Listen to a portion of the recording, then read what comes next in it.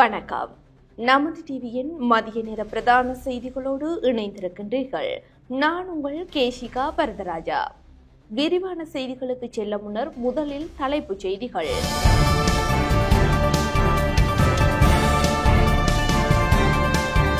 யாழ் மாநகர சபை ஆட்சி அதிகாரம் தமிழரசு கட்சி வசம். யாழ் மாநகர மேஜராக மதிவதனி தெரிவு.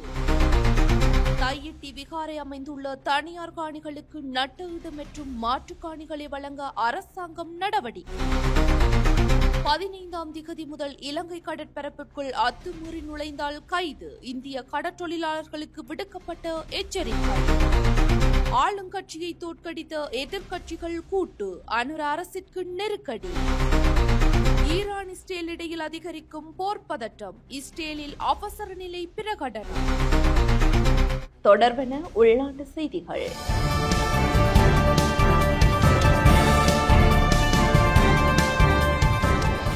இலங்கை தமிழரசு கட்சியின் விவேகானந்த ராஜா மதிவதனே யாழ் மாநகர சபையின் முதல்வராக தெரிவு செய்யப்பட்டுள்ளார். யாழ் மாநகர சபையின் முதல்வரை தெரிவு செய்வதற்கான கூட்டம் இன்றைய தினம் காலை யாழ் மாநகர சபை சபா மண்டபத்தில் நடைபெற்றது.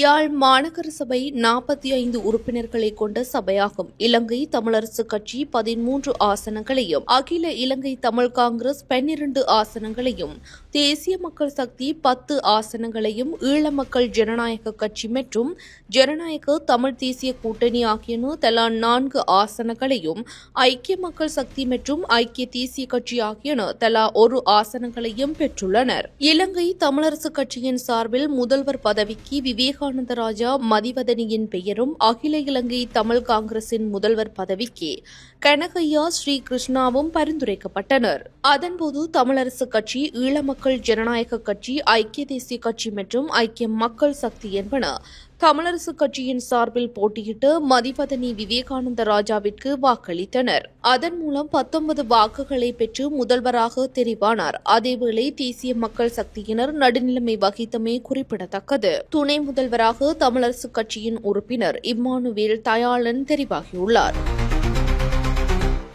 தையிட்டி விகாரை அமைந்துள்ள தனியார் காணிகளுக்கு நட்ட ஈடு அல்லது மாற்றுக் காணிகளை வழங்க நடவடிக்கை எடுக்கப்பட்டுள்ளது. யாழ்ப்பாணம் தையிட்டி விகாரை அமைந்துள்ள தனியார் காணிகளுக்கு நட்ட ஈடு அல்லது மாற்றுக் காணிகளை வழங்குவதற்கு நடவடிக்கை எடுக்கப்பட்டு வருவதாக கடற்றொழில் அமைச்சர் ராமலிங்கம் சந்திரசேகர் தெரிவித்துள்ளார். வெலிகாமம் வடக்கு பிரதேச ஒருங்கிணைப்பு குழு கூட்டத்தில் கலந்து கொண்டு கருத்துரைக்கும் போதே அமைச்சர் இதனை குறிப்பிட்டுள்ளார்.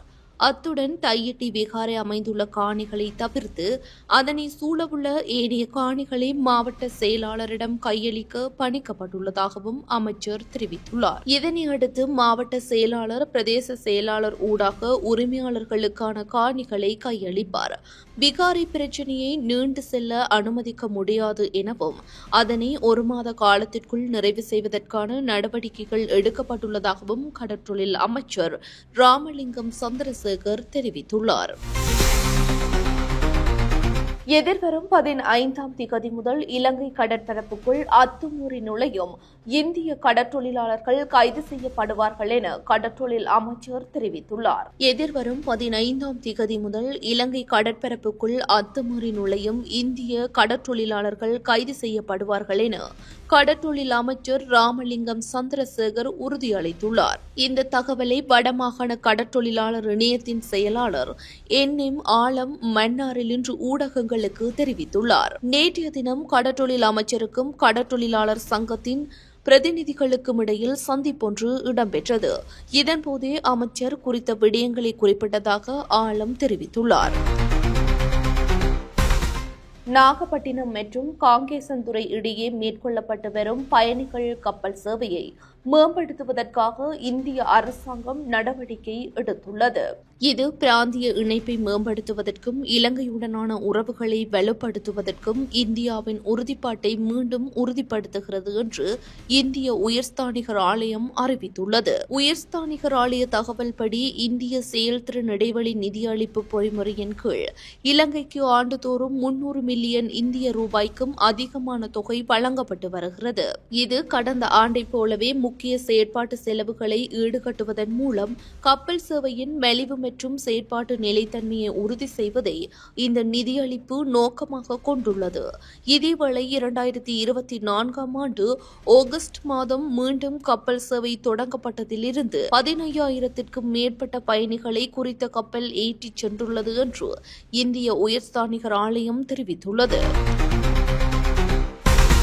ஆளுங்கட்சியை தோற்கடித்து உள்ளூராட்சி மன்றங்களில் ஆட்சி அமைக்கும் நோக்கில் எதிர்க்கட்சிகள் கூட்டு சேர்ந்துள்ளன. உள்ளூராட்சி மன்றங்களில் ஆட்சி அமைப்பதற்கு ஸ்ரீலங்கா பொதுஜன பெரமுன, ஐக்கிய தேசிய கட்சி, ஐக்கிய மக்கள் சக்தி மற்றும் ஸ்ரீலங்கா சுதந்திர கட்சி ஆகியன கொள்கை அடிப்படையில் பொது இணக்கப்பாட்டுடன் ஒன்றிணைந்துள்ளன. மேஜர் மற்றும் பிரதி மேஜர் தெரிவு பகிரங்க வாக்கெடுப்பூடாக இடம்பெற வேண்டும் என்பதை உள்ளூராட்சி மன்ற ஆணையாளர்களிடம் வலியுறுத்தியுள்ளன. ரகசிய வாக்கெடுப்பு எதிர்ப்பு தெரிவிக்கப்பட்டுள்ளது. ஐக்கிய மக்கள் சக்தியின் தேசிய அமைப்பாளர் திஸ்ஸ அத்தநாயக்க, ஸ்ரீலங்கா பொதுஜன பெரமுன உணவின் செயலாளர் சாகர காரியவசம், ஐக்கிய மக்கள் சக்தியின் பொதுச் செயலாளர் தலதா அதுகோரல மற்றும் ஸ்ரீலங்கா சுதந்திர கட்சியின் உபத்தலைவர் லசந்த அலக்கியவண்ண ஆகியோர் ஒன்றிணைந்து நேற்று ஊடக சந்திப்பினை நடத்தினர்.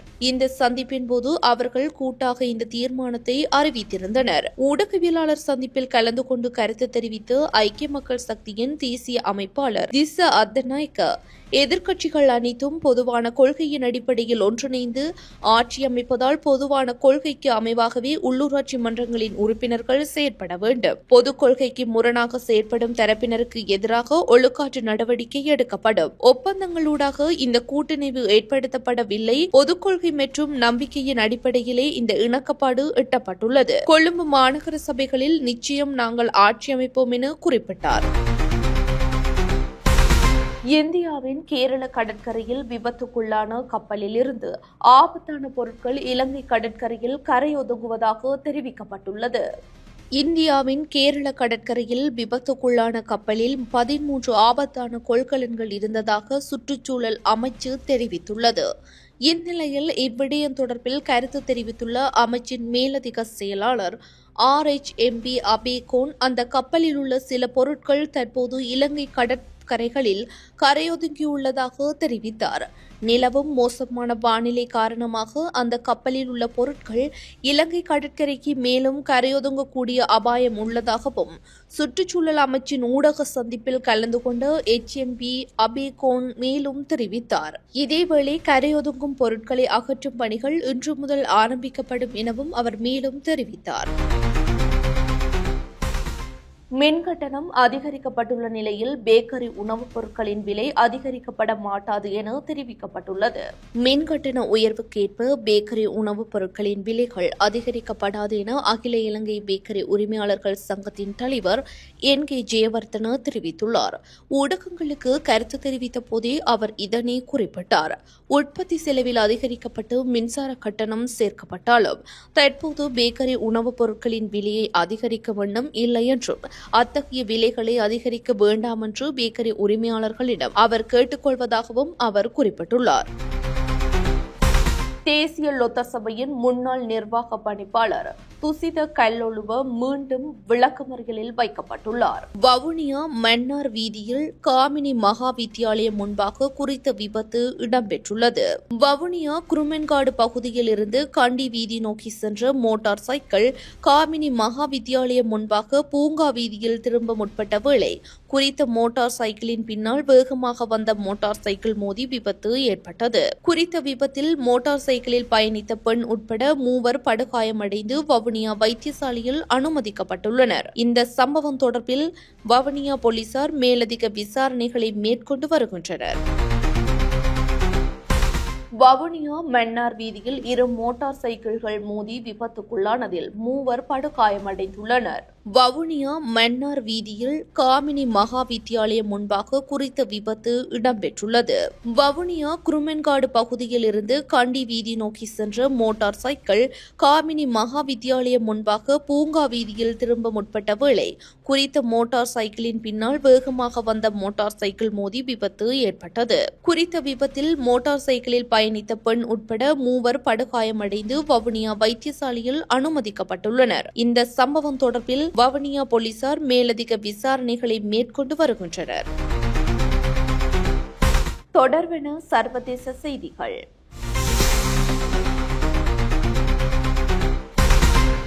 அகமதாபாத்தில் விபத்துக்குள்ளான ஏர் இந்தியா விமானத்தின் 2 கருப்பு பெட்டிகளில் ஒன்று கண்டுபிடிக்கப்பட்டுள்ளது. 2 கருப்பு பெட்டிகளில் விமானத்தின் பின்புறத்தில் உள்ள ஒன்று கண்டுபிடிக்கப்பட்டுள்ளதாக தெரிவிக்கப்படுகிறது. விமானத்தின் முன்பகுதியில் உள்ள 2வது கருப்பு பெட்டி இன்னும் கண்டுபிடிக்கப்படவில்லை என குறிப்பிடப்படுகிறது. கருப்பு பெட்டி என்பது ஒரு விமானம் பறக்கும் போது அதை பற்றிய தகவல்களை பதிவு செய்யும் ஒரு சிறிய இயந்திரமாகும். அதிவேக விபத்துக்களை தாங்கும் வகையில் இவை வடிவமைக்கப்படும். விபத்துக்கான காரணங்களை கண்டறிய இந்த கருப்பு பெட்டி உதவும் என்பது குறிப்பிடத்தக்கது. ஈரான் மீது இஸ்ரேல் தொடர் வான்வழி தாக்குதலை நடத்தி வரும் நிலையில் மறு அறிவித்தல் வரை ஈரான் தனது வான்பரப்பை மூடியுள்ளது. ஈரான் மீது இஸ்ரேல் தொடர் வான்வழி தாக்குதல்களை நடத்தியுள்ளது. தெஹ்ரானின் அணுசக்தி திட்டத்தை அழிக்கும் முயற்சியில் இந்த தாக்குதல் நடத்தப்பட்டதாக சர்வதேச செய்திகள் தெரிவிக்கின்றன. ஈரானுக்கு எதிரான தாக்குதலை அடுத்து அறிக்கையொன்றை வெளியிட்டு இஸ்ரேல் பிரதமர் ஈரானுக்கு எதிரான இஸ்ரேலின் தாக்குதலை தொடர்ந்து இஸ்ரேல் மற்றும் அதன் குடிமக்கள் மீது ஏவுகணை மற்றும் ஆளில்லா விமான தாக்குதல்களை ஈரான் நடத்தலாம் என கூறியுள்ளார். எனவே இஸ்ரேல் காட்ஸ் நாடு முழுவதும் அவசர கால நிலையை அறிவித்துள்ளார். ஈரானிய அணுசக்தி நிலையங்கள், ராணுவ தலைமையகம் என்பவற்றை குறிவைத்து இஸ்ரேல் தாக்குதல்களை நடத்தியதை தொடர்ந்து இஸ்ரேல் தனது வான்வெளியை மூடியுள்ளது. தெஹ்ரானின் சர்வதேச விமான நிலையத்திலிருந்து வெளியேறும் விமானங்களையும் ஈரான் நிறுத்திவிட்டதாக சர்வதேச ஊடகங்கள் செய்தி வெளியிட்டுள்ளன. தொடர்வென விளையாட்டு செய்திகள்.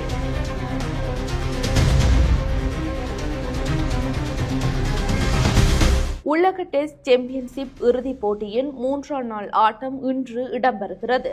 போட்டியில் தமது 2ஆம் இன்னிங்ஸுக்காக துடுப்படுத்தாட ஆரம்பித்த ஆஸ்திரேலியா அணி நேற்றைய நாள் ஆட்ட நேர முடிவில் 8 விக்கெட்டுகளை இழந்து 144 ஓட்டங்களை பெற்றுக் கொண்டது. முன்னதாக தமது முதலாவது இன்னிங்ஸுக்காக துடுப்படுத்தாடிய தென்னாப்பிரிக்கா அணி சகல விக்கெட்டுகளையும் இழந்து 138 ஓட்டங்களை பெற்றுக் கொண்டது. அதே நேரம் ஆஸ்திரேலியா அணி தமது முதலாவது இன்னிங்ஸில் சகல விக்கெட்டுகளையும் இழந்து 212 ஓட்டங்களை பெற்றுக் கொண்டது.